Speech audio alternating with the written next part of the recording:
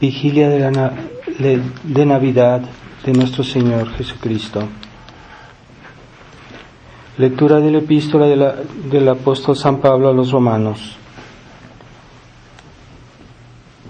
Pablo, siervo de Jesucristo, llamado apóstol, escogido para anunciar el Evangelio de Dios, el cual lo había prometido antes por sus profetas en las Sagradas Escrituras, que tratan de su Hijo, que nació del linaje de David, según la carne, y que ha sido predestinado como Hijo de Dios, con poder, según el Espíritu de santificación, por su resurrección de entre los muertos, de Jesucristo nuestro Señor, por el cual hemos recibido la gracia y el apostolado, para traer a la fe a todas las gentes en su nombre, entre las que también vosotros sois llamados, por Jesucristo, Señor nuestro.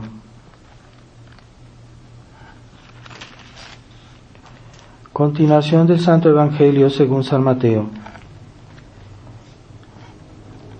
Estando desposada María, madre de Jesús, con José, antes de vivir juntos, se halló que había concebido en su seno por obra del Espíritu Santo. Mas José, su esposo, que era justo, y no quería infamarla, quiso dejarla secretamente. Y estando él pensando en esto, he aquí que el ángel del Señor se le apareció en sueños, diciendo: José, hijo de David, no temas recibir a María tu mujer, porque lo que en ella ha nacido del Espíritu Santo es.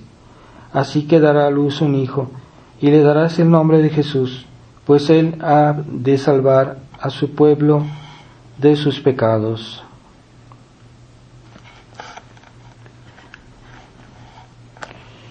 En el nombre del Padre, del Hijo y del Espíritu Santo. Amén. Ave María Purísima, sin pecado concebida. Estimados hermanos, estamos en la vigilia de Navidad. Es el último día del tiempo de Adviento, que es tiempo de preparación a la venida del Mesías. Y este Mesías es nuestro Salvador, porque como lo dice el ángel, y también lo dijo el ángel Gabriel en la anunciación a la Virgen María, dijo que su nombre sería Jesús, que quiere decir Salvador. Salvador es lo que Él es, porque ese es su nombre. Entonces el nombre designa lo que una persona es.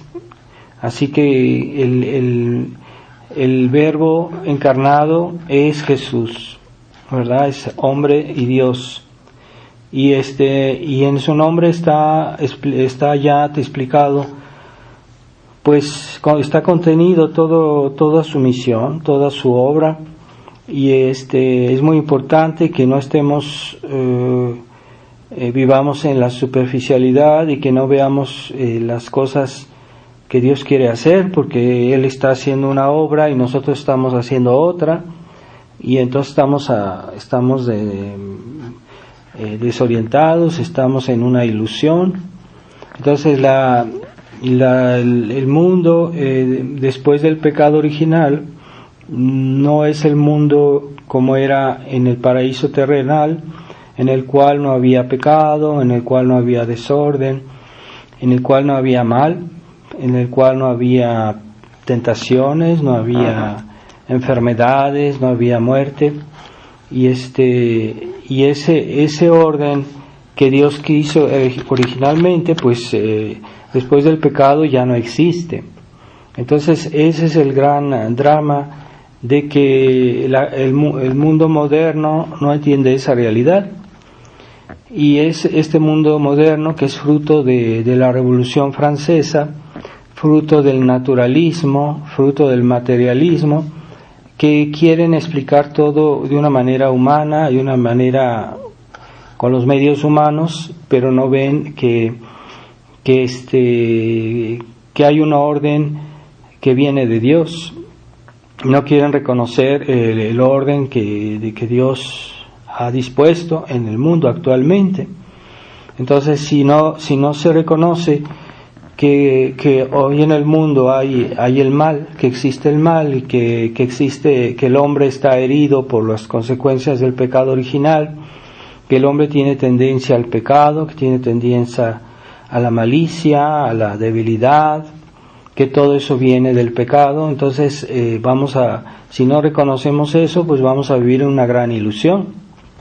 Y esa ilusión es la que ha fomentado el naturalismo liberal, que según él, pues el hombre es bueno por naturaleza y que finalmente se basta a sí mismo, que no necesita de Dios para arreglar sus problemas, que no necesita de la iglesia para sanar, que no necesita de la obra de la redención que Jesucristo vino a traer.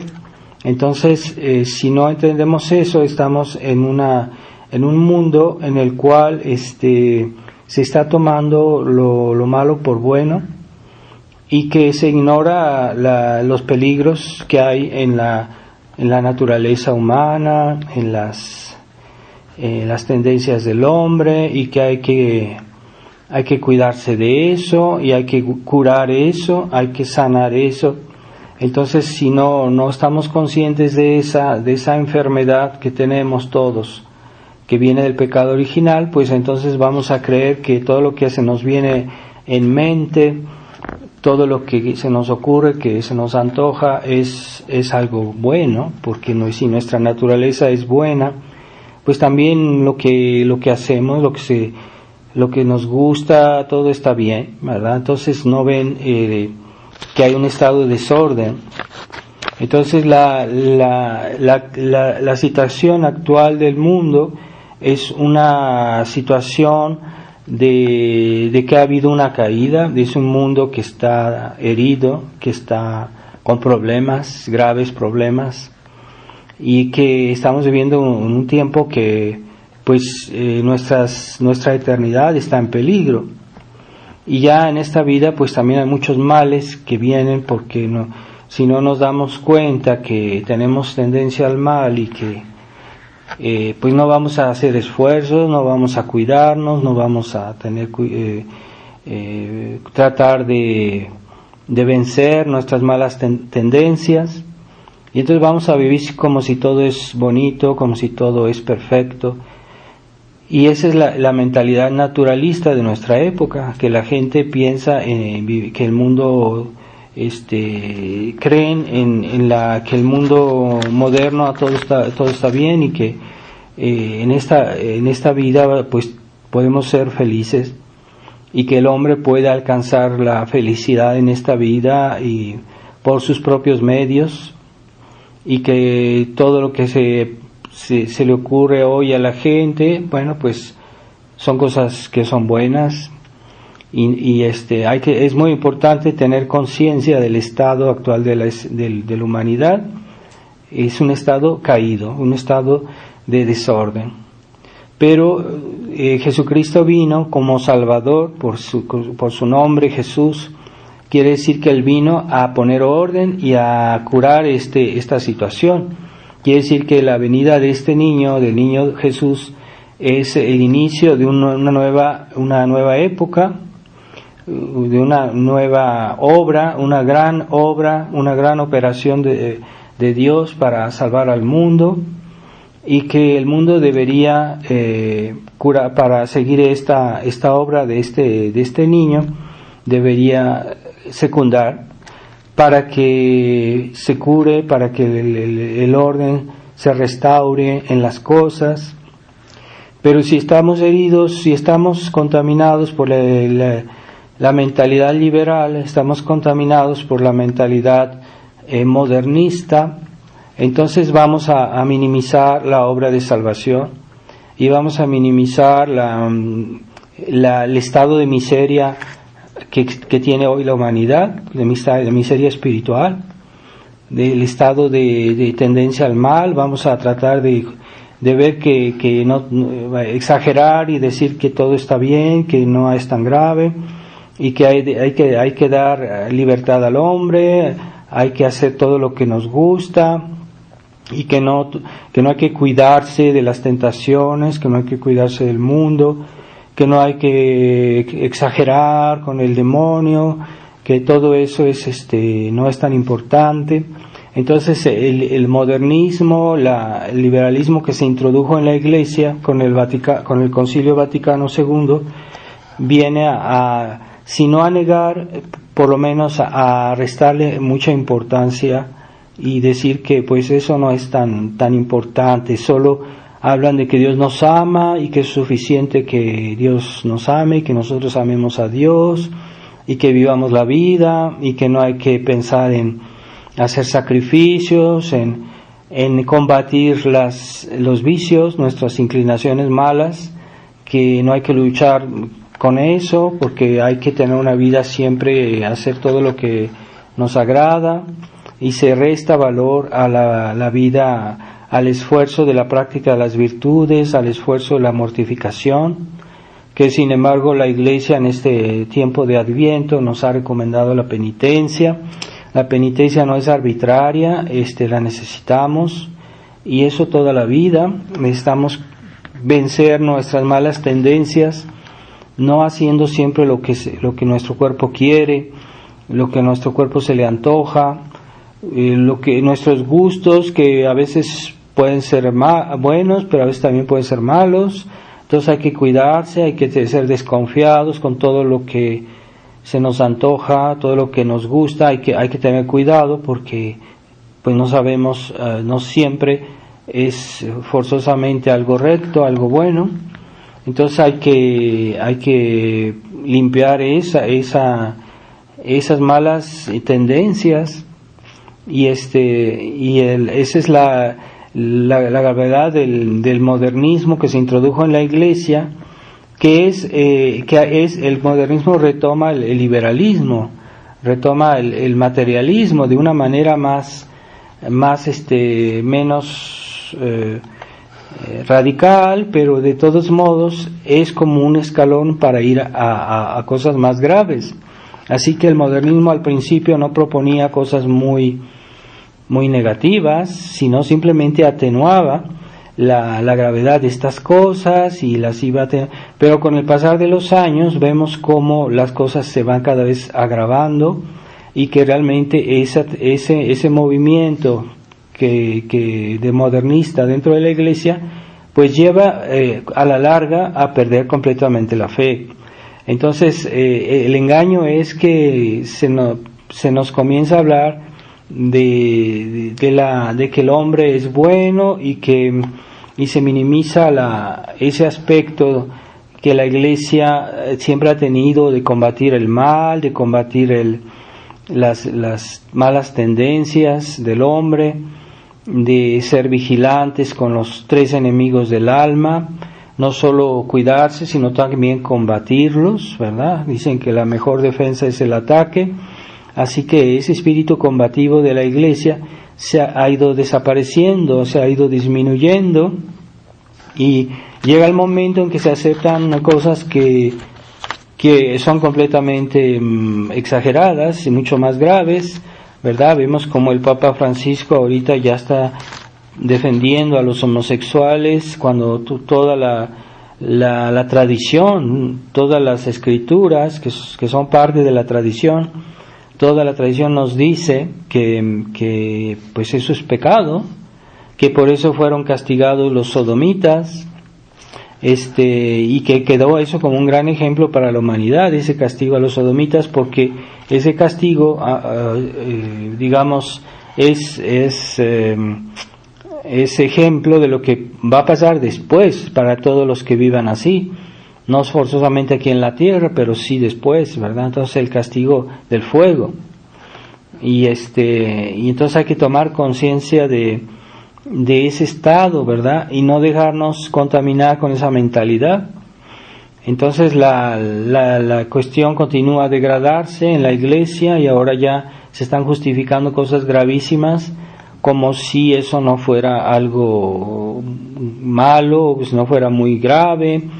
Y así van las cosas, ¿verdad? Entonces, si eso no es pecado, si eso no es malo, pues ¿para qué vino Jesús a la tierra? ¿Para qué vino el Salvador?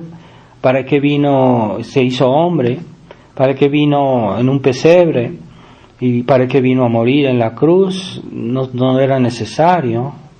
Entonces, si esos pecados gravísimos ya no son tan graves, pero eso es solo una etapa, porque ahorita dicen, sí, no está bien, pero todos lo permitimos, pero el día de mañana será que lo van a permitir y que va a estar bien. Entonces, así van las cosas, ¿verdad? Y el demonio así procede de una manera gradual. Y este Papa está haciendo la obra del demonio, está haciendo la obra de la masonería dentro de la Iglesia, y es completamente escandaloso. Entonces, desgraciadamente los católicos, ni aun con esos excesos, con esos escándalos tremendos, reaccionan, y no, que se digan, bueno, pues hay que volver a la tradición, hay que volver a la Iglesia como antes era, hay que desechar el Concilio Vaticano II en bloque hay que desecharlo, porque aunque en algunas partes diga cosas que no parecen malas, pero es que todo está ligado y todo tiene el mismo espíritu. Entonces, aunque digan cosas bonitas, pero es que no es solo el hecho de decir algo que esté bien, sino también de la manera que se dice y en qué contexto. Entonces todo está infectado del espíritu modernista. Ese espíritu está en todos los textos, y es lo que decía Monseñor Lefebvre, que el espíritu modernista está en todos los textos del concilio, porque todos los textos forman parte del mismo concilio, y todos se interpretan conformemente a los demás, o sea que hay una unidad. Entonces es un espíritu que hay en todo el concilio, que hace que no podemos aceptar ningún texto como referencia doctrinal, porque ya todo tiene ese espíritu. Entonces debemos tener cuidado con todos los textos conciliares, y que son de tendencia naturalista, que son tendencia liberal, y que son de tendencia modernista, y entonces ahí está el peligro, ¿verdad? Entonces, si ya los católicos ven hoy que el Papa dice cosas realmente extremas, con los pecados más graves que puede haber, y no se inquietan o no reaccionan o no dicen vamos a hacer algo, vamos a volver a promover la tradición, vamos a hacer algo, pero no, en general los católicos están pasivos, se han vuelto en cierta manera cómplices, porque el silencio a veces puede ser una manera de complicidad, y no podemos permitir que esta Iglesia conciliar corrompa a nuestros niños, a nuestras familias, y que esto siga y nadie lo para, ¿verdad? Entonces están esperando no sé qué, ¿verdad? Entonces la obra de la salvación pues es en la etapa de la historia de la humanidad en que estamos. Esta es una etapa, ¿verdad?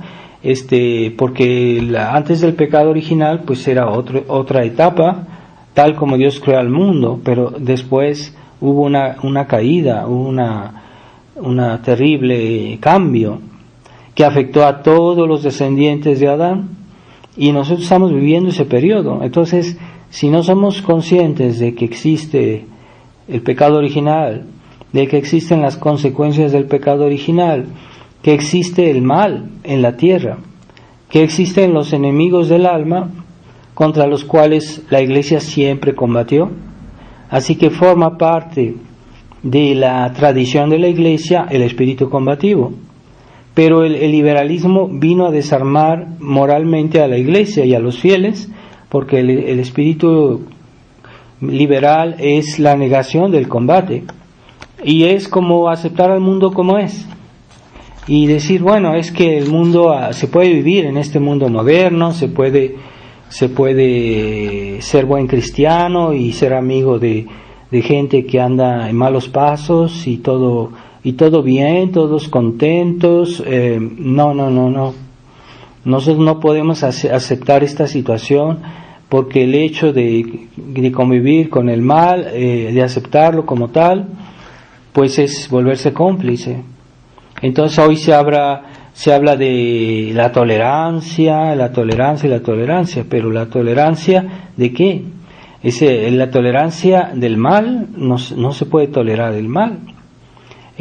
Hay un sentido de la tolerancia que es cristiano, el cual es en realidad un acto de paciencia, es decir, ahorita no puedo destruir el mal, pero bueno, voy a tener paciencia hasta que sea posible.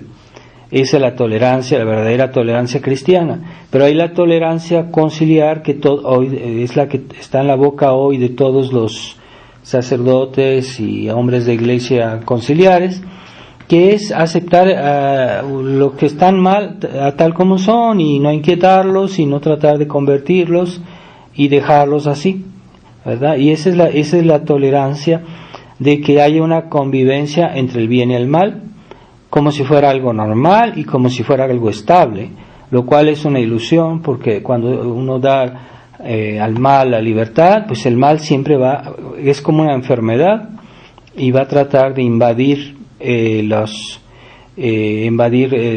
terreno del bien. Es inevitable. Entonces, si no se combate el mal crece como una enfermedad y no hay otra posibilidad. Entonces, en definitiva, debemos reconocer este estado de las cosas, que es el estado actual del mundo bajo el orden de la redención. Está bien, antes de la venida de Jesucristo el mundo estaba bajo la esclavitud del pecado, la esclavitud del mal, pero con la venida de Jesucristo ahora estamos en un estado que es la era cristiana, que es la era de la salvación, la era que en la cual tenemos la oportunidad de salvarnos y de corregir y de curarnos y de hacer méritos para el cielo. Entonces es una oportunidad que Jesucristo nos da y hay que aprovecharla. Entonces hoy los mundialistas hablan de un nuevo orden. Ese nuevo orden es en contraposición contra el orden cristiano, y ese orden que ellos hablan es el gran orden, el gran desorden de la vuelta al reino de Satanás. Y ese orden es una manera de hablar que no corresponde a la realidad, porque no es orden, es desorden. Y es como hacer que el desorden se vuelva algo legal, algo normal, algo habitual, y que todos lo acepten. Ese desorden es un estado del mundo que está en oposición contra el orden cristiano, y debemos combatir ese falso nuevo orden, que es justamente el desorden del pecado. Y no es casualidad que cuando hicieron la nueva misa le dieron ese nombre, ¿verdad? No es en el clero estaba Bugnini, que era masón, y que cuando hizo la nueva misa le puso el Novus Ordo, el nuevo orden de la misa. No es casualidad, todo eso está ligado. Entonces debemos nosotros no dejarnos contaminar por esa mentalidad que quieren ver este mundo como algo normal y que uno puede ser feliz en este mundo y que no hay problema.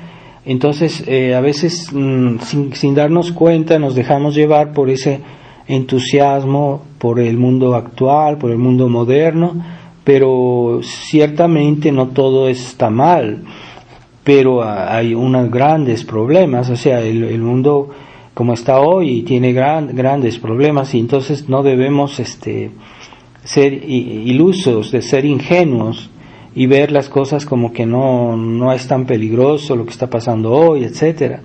Y esa es la mentalidad de los católicos liberales, que tienden a minimizar siempre el peligro, que siempre que tienden incluso a minimizar la malicia, la maldad de los enemigos de Dios, y no los combaten por eso, no los combaten. Entonces el hecho de que Jesucristo haya venido al mundo es para combatir. ¿Qué vino a combatir? Pues el pecado, porque Él quiso que nuestro pecado fuera borrado, entonces está combatiendo el pecado. Él quiso fundar su iglesia para combatir el mal, para desenraizar el paganismo. De hecho, la iglesia lo hizo en los primeros siglos, desenraizó el paganismo y el mundo se volvió cristiano.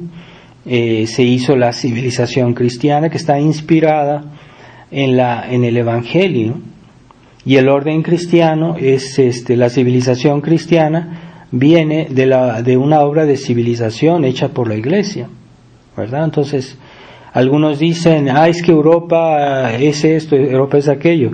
Europa tuvo la gracia de Dios de recibir el cristianismo antes que otros países, es todo, porque había otras naciones, por ejemplo, que estaban los países eslavos que no estaban bien evangelizados, bien cristianizados, y eran bárbaros, y eran salvajes, y eran asesinos, y eran invasores, y eran muy violentos, pero el orden cristiano no había realmente tomado bien pie entre ellos.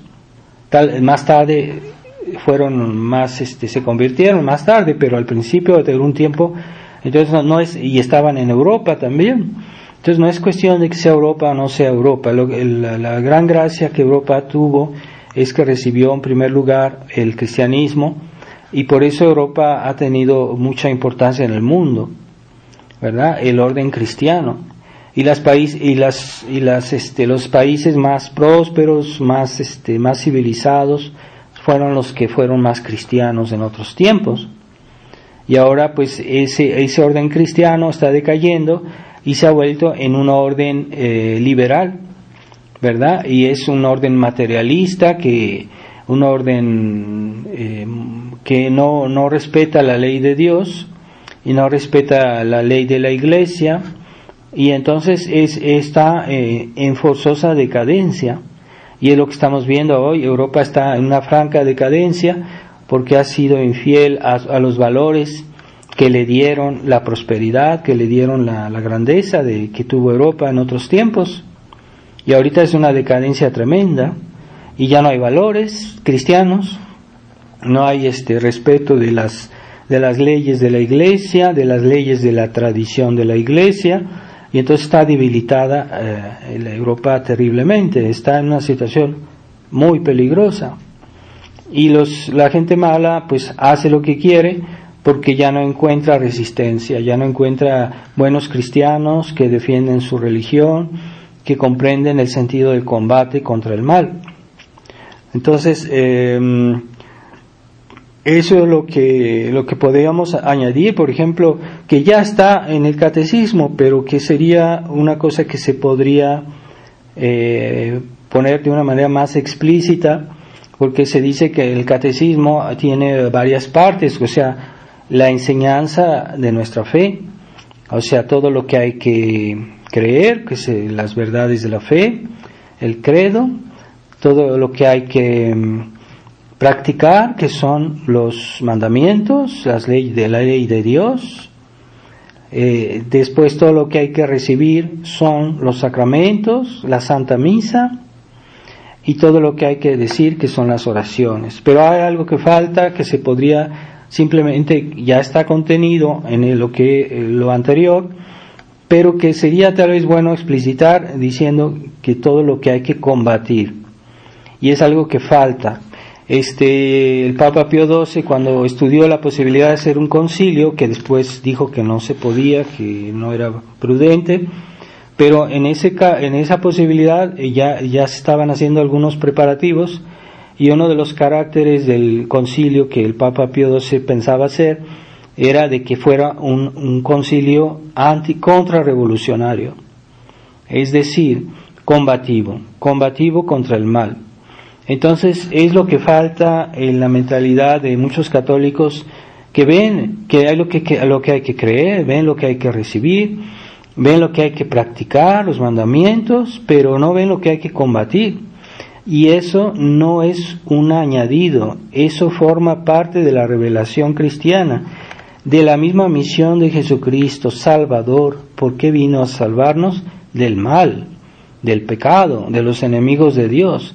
y por eso mismo es una obra combativa, esencialmente combativa, la obra de Jesucristo, la obra de la redención, la obra de la encarnación. Él vino para combatir, para liberarnos del pecado, liberarnos del mal, y eso es combatir el mal.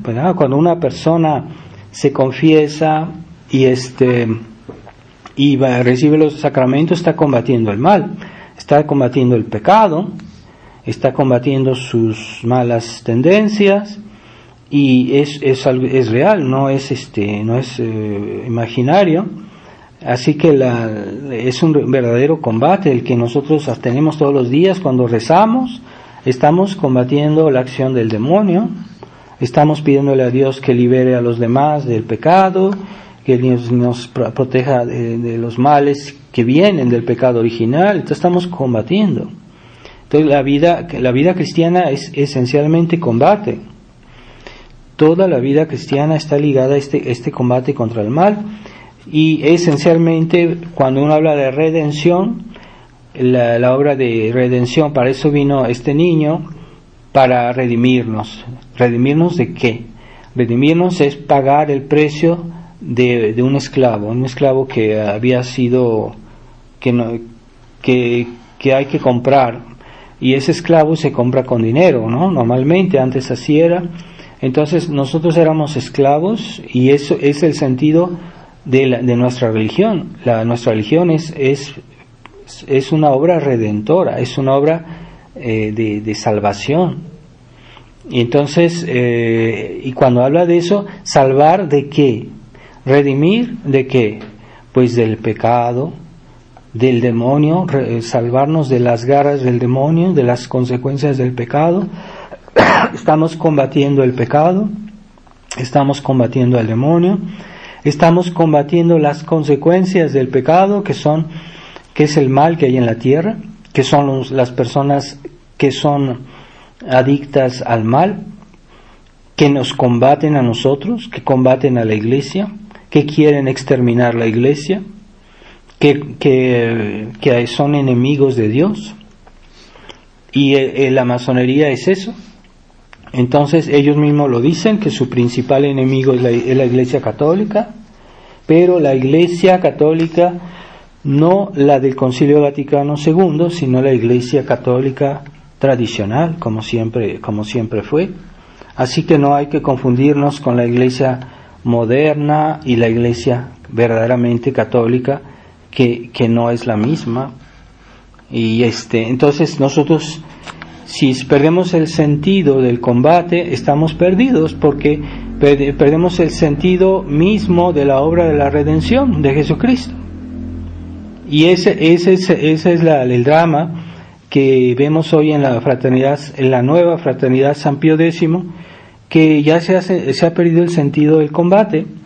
Y me he fijado en los escritos aquí en México y en todo el mundo, que ya no combaten, y que a veces hablan de problemas, pero de una manera muy no directa, no tan directa. No hay una denuncia formal directa de los errores del Vaticano II. Sí se habla algo, es verdad, pero no es de una manera muy apagada, muy disimulada. Y he podido ver unos textos de los que se publican aquí en México en la fraternidad, pues es desastroso, porque no se hace alusión a los problemas de la Iglesia. Entonces, pongamos que se combate el mal, pero se baja el tono, se baja la intensidad, se baja la importancia de este combate. Es lo mismo, porque aunque yo diga, es que yo estoy contra esto, pero yo lo dije una vez al año, y todo el año ya no lo dije, no lo afirmé. Eso debilita considerablemente la tradición, debilita considerablemente las almas. No tenemos derecho a bajar el tono. Y así es la obra que ha hecho Monseñor Felé en la fraternidad. Es una gran responsabilidad que ha hecho él y el padre Smith-Berger, son los grandes responsables de esta decadencia de la fraternidad. Y nosotros estamos en un estado de necesidad, es lo que Monseñor Lefebvre nos decía. Normalmente los sacerdotes reciben su jurisdicción del obispo, del papa, pero como hoy los obispos y el papa están modernizados, entonces no podemos recurrir a ellos, desgraciadamente. Y la Iglesia, en las leyes generales de la Iglesia, en el derecho canónico, que es la ley de la Iglesia, en las primeras páginas dice que la primera ley de la Iglesia es la salvación de las almas. Quiere decir que esa es una ley mucho más importante que otras leyes que dicen que puede haber normalmente se necesita un permiso del obispo para confesar, para dar la misa, etcétera. Pero en un caso de extremo, un caso extraordinario como el que estamos viviendo y como el que vivieron también muchos santos, también está el caso de San Atanasio. Bueno, cuando el Papa o los obispos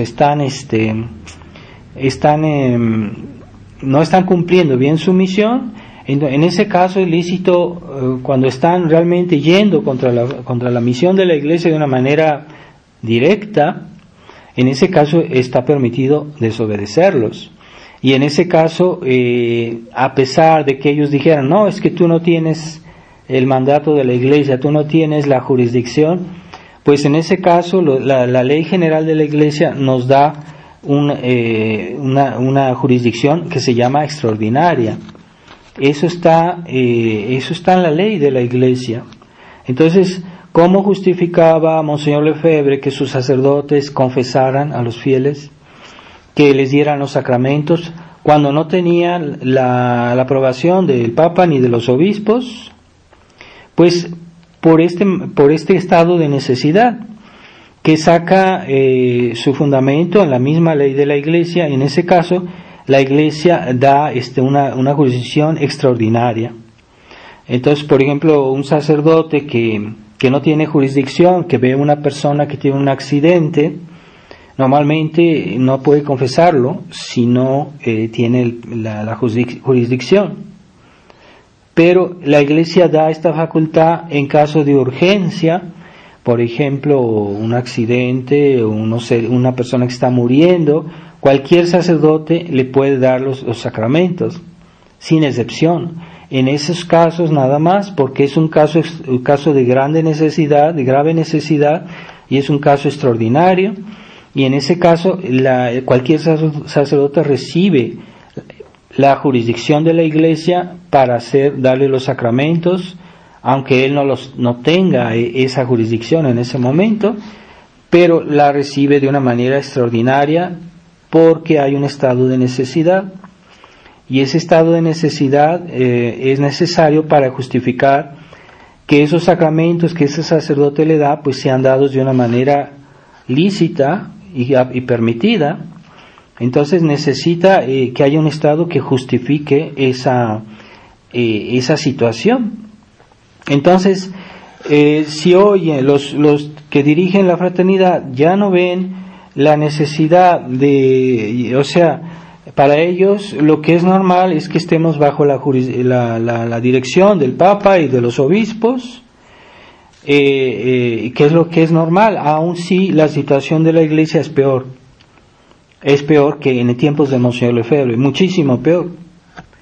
Entonces, si hoy no se justifica, si hoy ellos dicen, no, debemos tener la jurisdicción, debemos tener el mandato de la Iglesia, si no, estamos mal.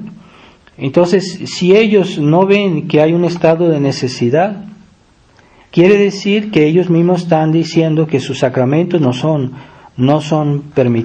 válidos o no son lícitos, porque no hay un estado de necesidad. Quiere decir que lo que se hizo antes y todos los sacramentos que se dieron en la fraternidad desde tiempos de Monseñor Lefebvre, pues no estaban justificados, y incluso podían ser inválidos, porque no había un estado de necesidad. Entonces, si hoy a todo precio quieren ponerse bajo la tutela y están recurriendo a obispos como Monseñor Under, que es un obispo suizo, que es un obispo modernista, que nunca se ha retractado de su modernismo y que está viviendo en un seminario de la fraternidad o tal vez una escuela, pero de todos modos ya está dando sacramentos, ya está consagrando y haciendo, están recurriendo a un obispo de la iglesia oficial. Entonces quiere decir que ellos están como reconociendo que no había un estado de necesidad para que la fraternidad hiciera lo que hizo antes, y si no había estado de necesidad, pues entonces ni los sacramentos que la fraternidad dio antes fueron dados de una manera muy irregular, que incluso podían ser inválidos. Entonces, si la estado de necesidad hoy es menor, pero no es menor porque se ha agravado la situación. Hay que ver lo que hace el Papa Francisco. Es mucho más grave la situación y entonces el estado de necesidad es mayor que antes.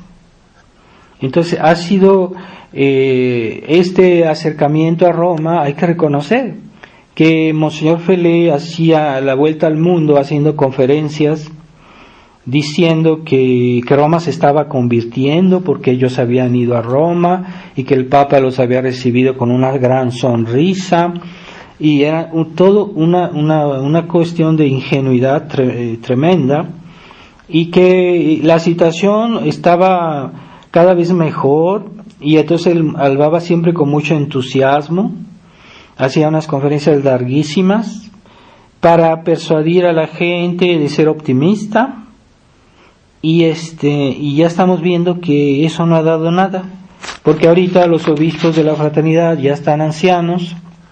Monseñor Tissier está muy anciano, están cansados y no les quieren dar otro obispo. Entonces, este acercamiento a Roma que hicieron Monseñor Felé y el padre Smithberger, los grandes responsables, pues ha sido un gran fracaso. ¿Por qué? Porque Roma a la fecha no se ha convertido. No ha habido ni siquiera una mejoría, y lo estamos viendo, cómo está la situación en Roma. Entonces, ¿a qué tanto entusiasmo, a qué tantos compromisos o esas declaraciones en las cuales se hicieron compromisos doctrinales respecto a Roma, la declaración de 2012 y todas esas maniobras diplomáticas y de compromiso que se hicieron con Roma, no dieron ningún fruto? Porque Monseñor Felé parecía entusiasta diciendo, no, es que ya Roma está cambiando, ya Roma se está abriendo, ya Roma está nos va a apoyar, nos va a ayudar, etcétera. Y no hay resultados. Finalmente se vio que todo eso es un bluff, y no hay resultados. Entonces, ahora la fraternidad están en un problema, porque los obispos de la fraternidad ya son pocos, están cansados y se están haciendo viejos. ¿Y qué quiere decir? Que no hay renovación del episcopado en la fraternidad, y que no es Roma que les va a dar el permiso. Y si ellos hacen otro obispo, pues Roma los va de nuevo a excomulgar. Entonces sería reconocer que ellos fracasaron en toda su diplomacia, en todas sus relaciones con Roma, que ellos veían de una manera muy entusiasta, muy ilusa en realidad, y que todo fue un fracaso. Entonces ellos no quieren perder la cara y no quieren reconocer que todo eso fue un error. Entonces lo que pudiera pasar es que a la fraternidad le den obispos, pero no de los que ordenó Monseñor Lefebvre, que no sean ordenados según el rito tradicional, sino el rito de la nueva iglesia, porque en la nueva iglesia también se modificó el rito de la consagración de los obispos, y ese rito también es dudoso y puede estar comprometido en su validez. Puede ser que ese rito no sea válido. Entonces, ¿qué va a hacer Monseñor Felé? Van a recurrir a los obispos modernos para que les hagan sus ordenaciones, para que les hagan sus confirmaciones, porque para él no ve el problema en eso. Monseñor Ferré lo declaró una vez, que él no ve el problema en que hagan los obispos modernos, y de hecho los óleos que consagró Monseñor Under en la Semana Santa, la última Semana Santa, pues los consagró él, pero ese obispo es un obispo modernista que fue consagrado con el nuevo rito de las consagraciones episcopales, con el rito del Concilio Vaticano II, y que esos óleos fueron enviados a los sacerdotes de la fraternidad. ¿Qué quiere decir? Que ahora cuando los sacerdotes de la fraternidad que recibieron esos óleos, pues sus sacramentos, por ejemplo, cuando dan la extremaunción, pues pueden ser dudosos esos sacramentos, pueden ser inválidos.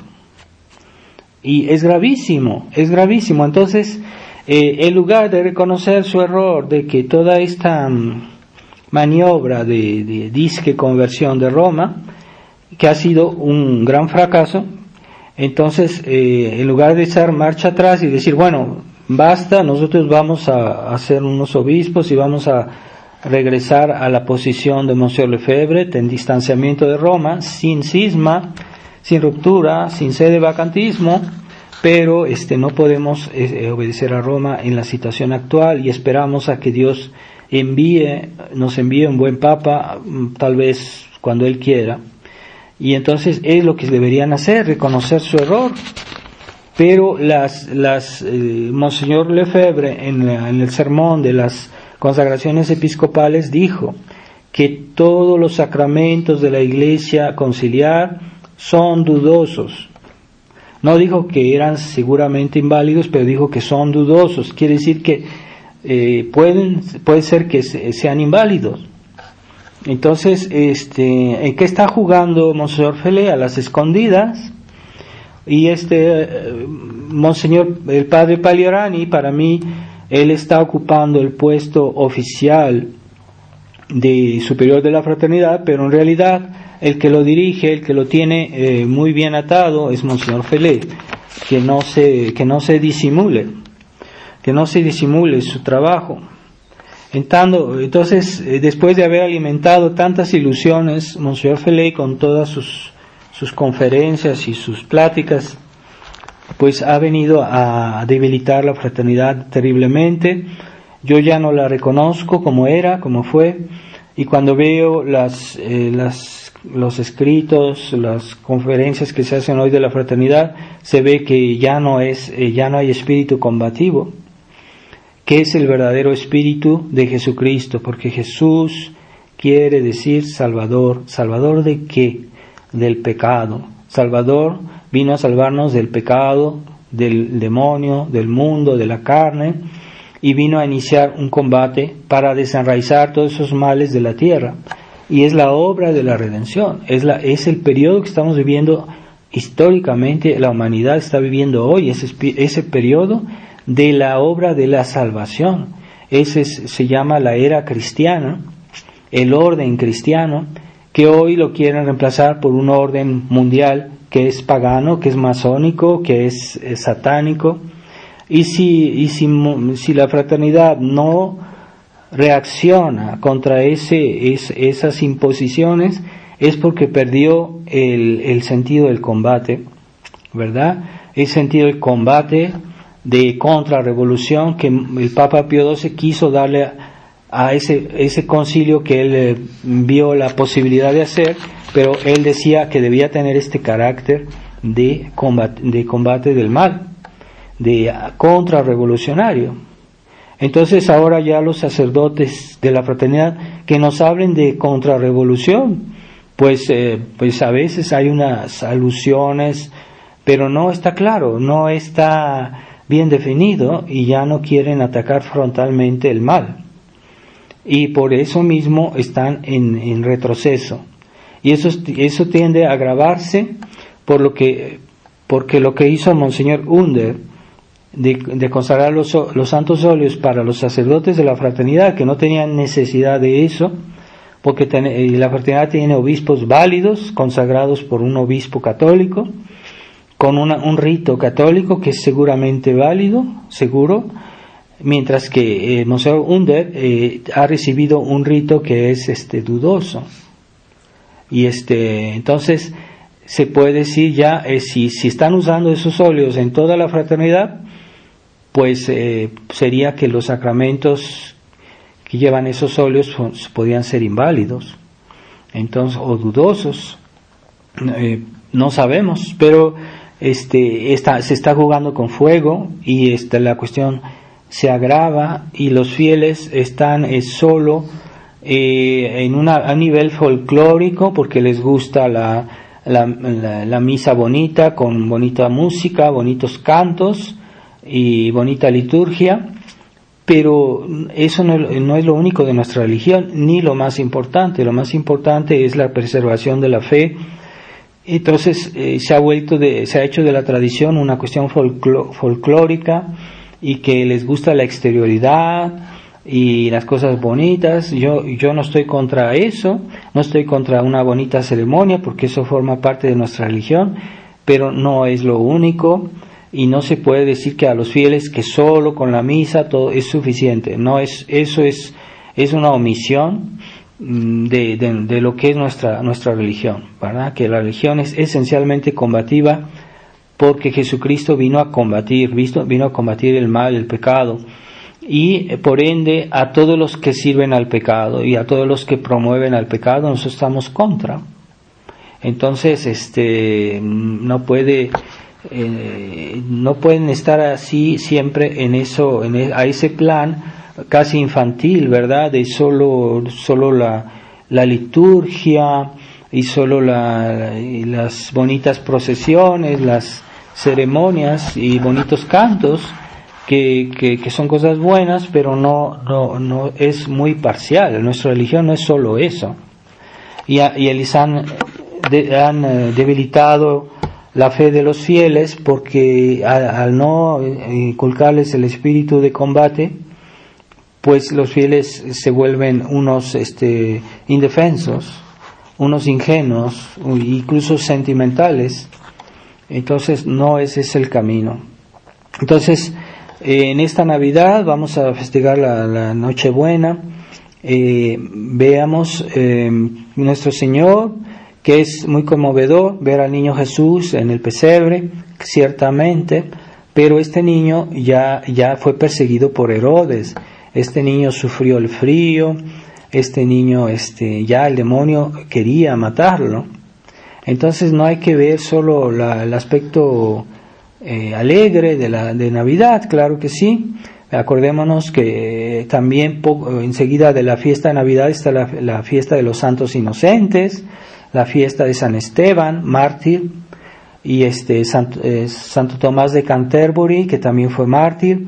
O sea que ya desde el nacimiento de Jesús ya era combatido, ya el mal estaba ahí presente. Entonces los católicos liberales tienen una concepción de Navidad que es pura fiesta, que es puros regalos, y no ven que ya desde ese momento el niño Jesús nos enseñó que él llevaba su cruz, ya llevaba la cruz desde que nació, pero esa cruz viene del mal, viene del pecado, viene del demonio, viene del mundo y de los males del mundo, de la carne, y entonces hay que con los cuales él está contra, él es enemigo de eso.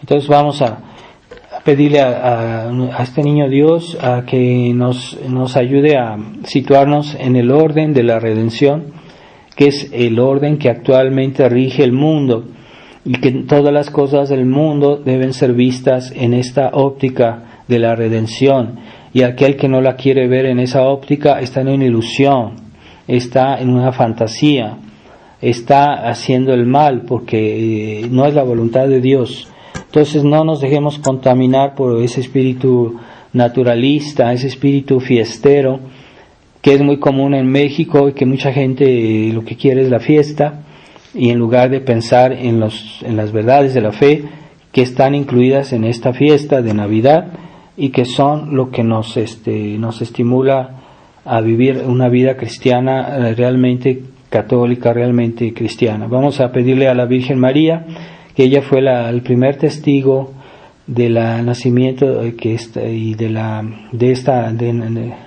esta fiesta de Navidad, que nos inspire ciertamente esta alegría de haber nacido a su hijo, y que es una gran alegría, pero que al mismo tiempo no nos permita que nos hagamos caigamos en la ilusión, ¿verdad?, de que solo es esta vida, todo es bueno, y que no hay combate, que no hay lucha. Y vamos a pedirle que nos ilumine, que salve a la Iglesia por su intercesión, la intercesión de su corazón inmaculado. Ave María Purísima.